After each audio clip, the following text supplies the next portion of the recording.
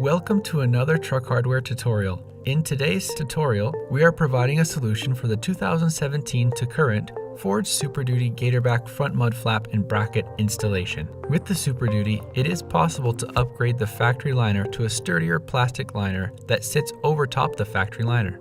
This causes the mud flap bracketing to not sit flush. With today's tutorial, we will go over a solution. Remember to check out the link in the description for the complete installation video for any further help. Let's get started.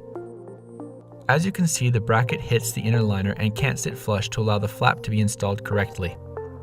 First, install the bracket using the provided M6 serrated nuts. Then with a paint pen or other type of marker, mark out on the liner the two spots where it pushes against the brackets as shown. Then remove the bracket.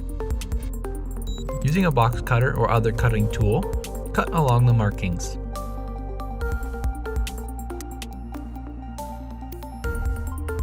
The next step is to install the mounting plate. Loosen the two factory screws and seat the plate in between the fender and the liner as shown. Retighten the factory screws.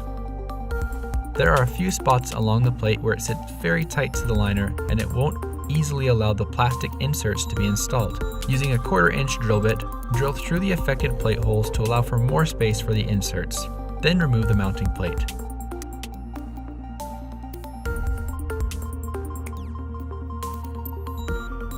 Install the plastic inserts to the mounting plate in reverse. This will allow the plate to sit flush to the liner.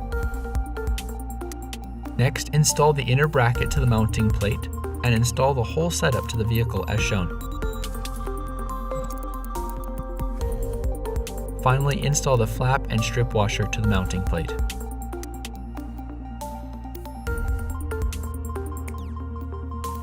Congratulations, you've just finished installing your Gatorback mud flap.